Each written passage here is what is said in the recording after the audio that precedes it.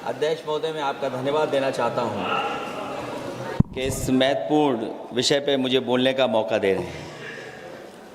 मैं अपने साथी माननीय सदस्य गौरव गोगोई जी के से सहमत हूं।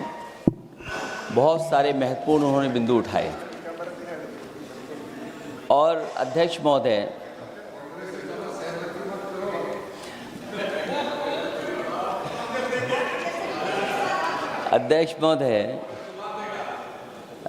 मुझसे ज़्यादा मेरे रिश्ते शायद हमारे विपक्ष के लोग ज़्यादा जान रहे हैं और जितना विपक्ष के लोग नज़र रखेंगे मैं समझता हूँ उतना रिश्ते और मजबूत हो जाएंगे। अध्यक्ष महोदय, मैं आंदोलन को बहुत दूर से देख रहा था और उस आंदोलन में जो जीत के बाद नारा लगा, एक नारा लगा अध्यक्ष महोदय, सरकार के खिलाफ नारा लगा कि सरकार को ये अहंकार था कि सरकार झुकती नहीं है, लेकिन उन्हीं नई पीढ़ी के लोगों ने ये वो नारा दिया कि झुकाने वाला चाहिए, सरकार भी झुकती है और सरकारों को झुकाना भी नौजवानों को आता है। सरकार झुकी और स्वीकार किया उन्होंने। जो करोड़ों नौजवान जो मांग कर रहे थे कि सबसे पहले जो मंत्री जी हैं वो इस्तीफा दें, और बिंदु दूसरे अलग हैं जो हम लोगों को जानकारी में मिल रहा है। अध्यक्ष महोदय, सरकार हर विषय पे स्वीकार किया है, लेकिन पता नहीं अध्यक्ष महोदय ये बात समझ में नहीं आ रही है कि सदन में उन आश्वासनों को क्यों नहीं रख रही है सरकार, जो सहमति बनी है। और उसके बाद अध्यक्ष महोदय, हम लोगों ने देखा कि जब मंत्री जी लौटे हैं, मंत्री नहीं रहे, उसके बाद सदन के बाहर उनका स्वागत किया गया। अध्यक्ष महोदय, जो स्वागत हुआ उसके लिए हमें कोई शिकायत नहीं है, लेकिन माननीय सदस्यों को कितनी बड़ी राहत मिली होगी, कितने बड़े संकट से बचाया उन्होंने। एक प्रधान जी को हटा करके प्रधानमंत्री बचा लिया आपने। और ऐसा अध्यक्ष महोदय आंदोलन किसी ने नहीं देखा, जिस आंदोलन में नई पीढ़ी के लोग, कम उम्र के लोग निकल करके आ गए और जो नारे दिए गए। ये सरकार पिछले कई वर्षों से नकारात्मक प्रचार पर टिकी हुई थी, नकारात्मक राजनीति करती थी और न जाने कितने हजार करोड़ रुपए खर्च किए होंगे सरकार ने नकारात्मक राजनीति के लिए। लेकिन नई पीढ़ी को मैं बधाई देना चाहता हूं, उनके मनोबल को और उनकी एकता को, और जिस तरीके से उन्होंने प्रचार किया, अंततः सरकार को झुकना पड़ गया।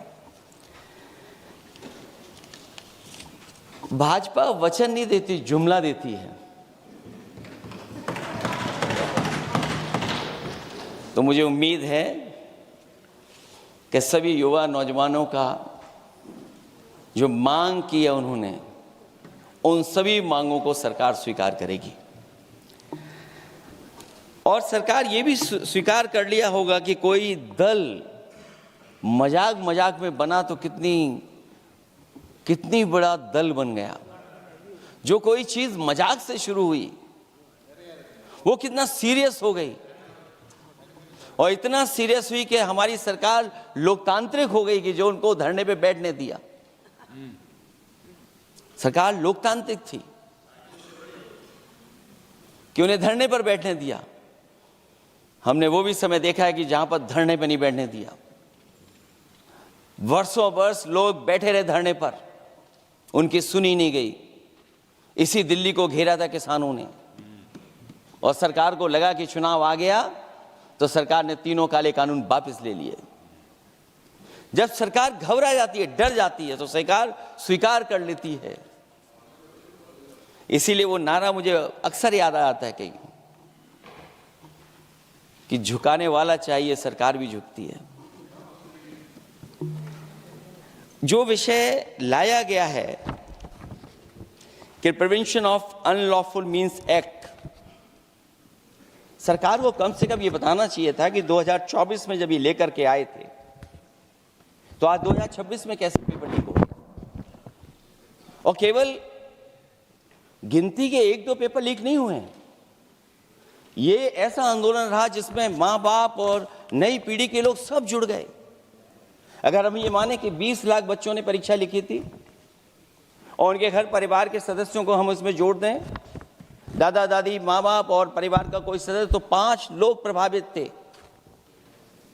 और 5 गुणा 20, 1 करोड़ लोग नाराज हुए सरकार से।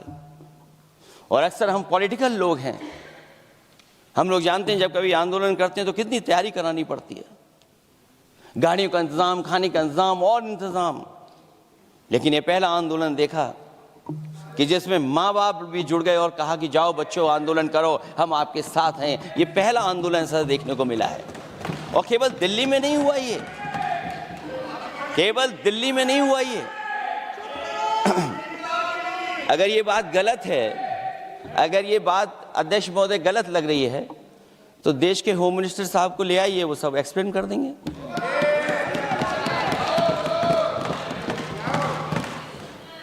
पहला आंदोलन जिसमें माँ बाप ने साथ दिया, क्योंकि परीक्षा से कितना दुखी हैं लोग। ये जो परीक्षाएं लीक हुई हैं, कई महीनों पहले ये किताब बना दी थी। और अध्यक्ष महोदय, जो लोग चढ़ावा चोरी नहीं बचा पाए, वो पेपर लीक कैसे बचा पाएंगे?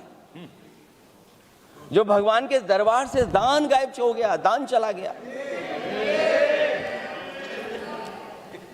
वो लोग पेपर लीक बचाएंगे? किस कानून को, जो कानून पहले बनाया उसी कानून का संशोधन करके लेकर आए? किसकी आंखों में आप धूल झोंक रहे हैं? और अगर कानून से बच रहा होता तो भाजपा की 10 साल की सरकार में 20 परीक्षाएं कैसे लीक हो गई? 20 परीक्षाएं लीक हुई अध्यक्ष महोदय, जिसमें कोर्ट तक जाना पड़ा, उसके बाद परीक्षा रद्द हुई है। दरोगा भर्ती का पेपर लीक हो गया, जूनियर इंजीनियरिंग के भर्ती का पेपर लीक हो गया, ग्राम विकास पंचायत अधिकारी का पर्चा लीक हो गया, नलकूप चालक भर्ती का, यूपी टीईटी का परीक्षा लीक हुआ। और एक बार नहीं हुआ, 3 बार पेपर लीक हुआ यूपी टेट का। हाई स्कूल बोर्ड का परीक्षा लीक कर दिया, इंटरमीडिएट की बोर्ड की परीक्षा लीक हुई, इंटरमीडिएट का फिर परीक्षा का लीक हुआ, कई बार हुई। सिपाही भर्ती लीक हुई। आप सोचिए कितनी परीक्षाएं लीक हुई हैं। और नीट परीक्षा कोई पहली बार लीक नहीं हुई, दोबारा लीक हो गई, कानून बनने के बाद लीक हुई। सहायक प्रोफेसर भर्ती लीक है, लेखपाल भर्ती लीक हुई। यूपी जैसे स्टेट, जो सबसे बड़ा स्टेट है, जहां से प्रधानमंत्री चुन करके आते हैं, वहां तक पेपर लीक हो जा रहा है। और जो संस्था परीक्षा एग्जामिनेशन करा रही है, वो एनटीए में भी आउटसोर्स कर दिया आपने। हम विपक्ष के लोगों को तो डर ये लगता है अध्यक्ष महोदय, कहीं ऐसा ना हो कि ये पूरी सरकार को आउटसोर्स कर दें। आउटसोर्स सरकार है, जो सबसे विश्वसनीय संस्था है, उसमें आउटसोर्स पे आपने कर्मचारियों को रखा हुआ है। किस बात की जवाबदेही है? यही अकाउंटेबिलिटी है आपकी? कहीं अकाउंटेबिलिटी ये तो नहीं है, आप अकाउंटेबिलिटी को ये न कहीं समझ बैठे हों कि अकाउंट को भर दे वो एबिलिटी वाला ही हमें चाहिए। कहीं वो अकाउंटेबिलिटी तो नहीं है। आप बताइए, एनटीए को आउटसोर्स किया हुआ है आपने। जिस संस्था की जिम्मेदारी है महत्वपूर्ण परीक्षा कराने की, उसमें सब आउटसोर्स। और ये सच कहा कि कांग्रेस पार्टी के माननीय सदस्य ने मांग की है कि वो हम लोगों को पता होना चाहिए आखिरकार कौन लोग थे जो आउटसोर्स होकर के बैठ करके परीक्षा में इस तरह की घोटाला कर रहे थे। आखिरकार जवाबदेही क्या है, किसकी थी? और फिर केवल नीट की परीक्षा की बात करें और परीक्षाओं की बात करें, अगर हम अध्यक्ष महोदय, जब से सरकार बनी है तब से सरकार की कोशिश रही है कि शिक्षा, परीक्षा और यूनिवर्सिटी का ताना बाना पूरा ध्वस्त हो जाए। उसको एक रंगी बना दें हम, उसमें अंडरग्राउंड अनरजिस्टर्ड लोग शामिल हो जाएं। ये पिछले जब से भारतीय जनता पार्टी की सरकार आई है तब से हो रहा है। और फिर शुरुआत कहां से होती है? क्योंकि आप नहीं चाहते कि देश के गरीब लोग पढ़ें लिखें आगे बढ़ें। सरकार ने सबसे पहले हमला किया प्राइमरी स्कूल पर, और प्राइमरी स्कूल कितने बंद किए हैं आपने? जहां से बच्चे की शिक्षा की यात्रा शुरू होती है। एक गरीब परिवार का बेटा बच्चे कहां से पढ़ करके निकलते हैं? सबसे पहले प्राथमिक शिक्षा सरकारी स्कूलों से पढ़ करके निकलते हैं। हमारे बहुत सारे माननीय सदस्य होंगे, वो उन्हीं प्राथमिक विद्यालयों से पढ़ करके आज इस सदन तक पहुंचे होंगे। आपने सबसे पहले स्कूलों पे हमला किया, और प्राइमरी से लेकर के नौकरी तक पे आपने हमला किया है। युवाओं के भविष्य पर आपने चोट पहुंचाने का काम किया है। और जो प्राइमरी स्कूल जो आपने बंद किए हैं, वो इसीलिए बंद किए हैं आपने कि पिछड़े, दलित और गरीब के वर्ग के परिवारों के बच्चे पढ़ लिख न जाएं। क्योंकि आज भी अगर हम देखते हैं प्राइमरी स्कूल में कौन पढ़ने जा रहा है? सबसे समाज के गरीब परिवार के बच्चे पढ़ करने जा रहे हैं। सबसे पहला हमला आपने वही किया, और इसीलिए किया क्योंकि नींव पर ही अगर हमला होगा तो ये आगे नहीं बढ़ पाएंगे। जो आंकड़े सरकार के बताए गए हैं, 1 लाख से ज्यादा सरकारी प्राइमरी स्कूल बंद कर दिए सरकार ने। और अगर ये बात गलत है तो हमें उम्मीद है सरकार इस पर भी जवाब देगी। और अगर हम आंकड़े निकालें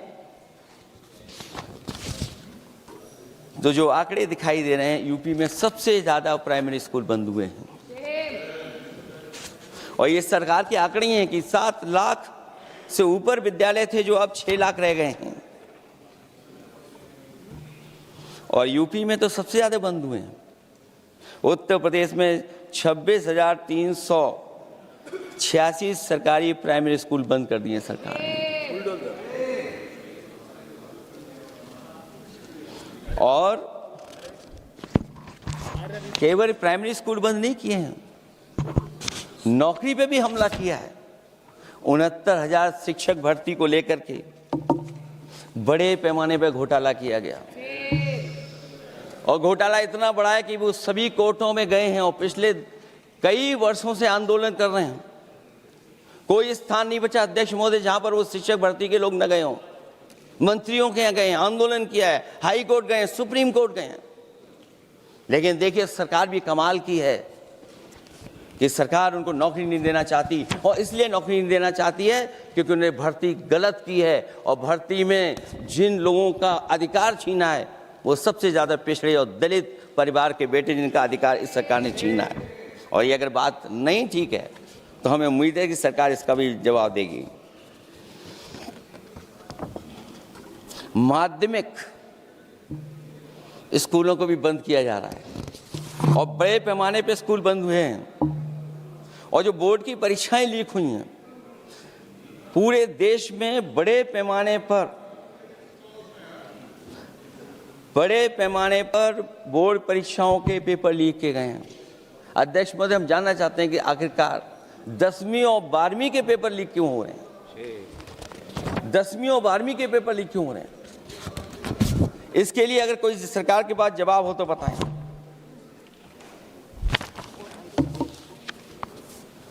और जो बच्चियों ने जान दी है नीट की परीक्षा में, जब परीक्षा का पेपर लीक हो गया है, अध्यक्ष महोदय, मैं अपनी तरफ से, पार्टी की तरफ से और सभी की तरफ से उन्हें श्रद्धांजलि देता हूं। और हमें उम्मीद है कि सरकार उन बच्चों की मांग मानेगी जिन बच्चों ने ये शर्त रखी है कि उनके परिवार के लोगों को 1 करोड़ मुआवजा दिया जाए।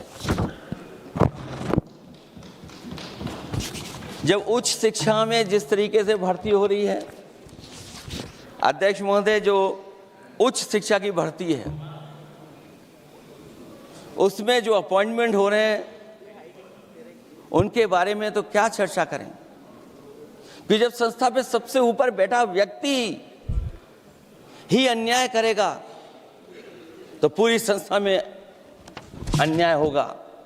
जब से ये सरकार आई है, जो बड़ी बड़ी संस्थाएं हैं, उन सब संस्थाओं में एक रंगी लोगों को बैठा करके उन संस्थाओं को ध्वस्त करने का काम कर रहे हैं, और न केवल उन संस्थाओं को खराब कर रहे हैं, बल्कि अध्यक्ष महोदय, उत्तर प्रदेश में एक स्वतंत्र सेनानी, उनके नाम पर यूनिवर्सिटी बनी, मौलाना जौहर यूनिवर्सिटी। यूनिवर्सिटी बनकर के तैयार हो गई। इन्होंने कोई सरकारी यूनिवर्सिटी नहीं बनाई, और अगर कोई प्राइवेट यूनिवर्सिटी बन भी गई है तो उसको भी हथौड़ा लेकर के तोड़ने की तैयारी कर रहे हैं ये लोग। ये नफरत की राजनीति कहां लेकर के पहुंचा देगी। और जब से बीजेपी की सरकार आई है, तब से नफरत की राजनीति और दूसरे लोगों के साथ किस तरह का व्यवहार हो रहा है, उन्हें कहीं भी न्याय तक नहीं दिला पाई सरकार। और जब नौकरी की बात आ जाए तो अध्यक्ष महोदय, अग्निवीर भर्ती में भी जो हर साल में कितनी भर्ती होती थी, कभी 80,000 भर्ती हुआ करती थी, अब भर्ती केवल 10,000 हो पा रही है। आखिरकार अध्यक्ष महोदय, सरकार नौजवानों की पढ़ाई और नौकरी पे हमला क्यों कर रही है, और नौकरी पे हमला क्यों हो रहा है? जब आप ये कहते हैं कि हमारे नौजवान हमारी डेमोग्राफिक डिविडेंड बन करके आए हैं, कहीं यही नौजवान हमारी आपदा न बन जाए, इसके बारे में भी सरकार को सोचना चाहिए। और मैं ये जरूर कहना चाहता हूं कि अध्यक्ष महोदय, अगर शिक्षा अच्छी होगी, परीक्षा सच्ची होगी, तो तरक्की भी पक्की होगी। और ये तरक्की नहीं चाहते हैं, इसीलिए शिक्षा पर और परीक्षा पर हमला कर रहे हैं। मैं इन्हीं शब्दों के साथ अध्यक्ष महोदय आपका धन्यवाद देता हूं। और जो बिल लेकर के आए हैं आप, बिल तो 24 में भी लेकर के आए थे आप, जो 24 में बिल लेकर के आए थे, उसके बाद नीट परीक्षा का पेपर लीक क्यों हो गया, ये आप बता देना मंत्री जी। आपको एक कानून बनाने के बाद दूसरा कानून बनाना पड़ रहा है, ये क्या वजह है? और आपको मंत्री जी का स्वागत इसलिए करना पड़ रहा है कि आपको संकट से बचा लिया। और अगर अखिलेश जी तो समाजवादी है। मैं पूछना चाहता हूं कि छात्रों का आंदोलन के बाद सरकार उनका बात सुन के पार्लियामेंट में बिल लेके आता है, ये अच्छा है, या जो आंदोलन होता है तो उसको कुचलने के लिए देश में इमरजेंसी लगा देता है, वो अच्छा? आप बता दीजिए।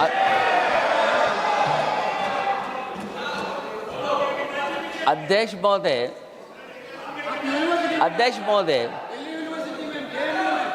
महोदय, मैं इमरजेंसी को तो नहीं देखा हूँ, लेकिन इमरजेंसी में क्या क्या हुआ है वो अभी दिल्ली की राजधानी में भी देखने को मिल गया है।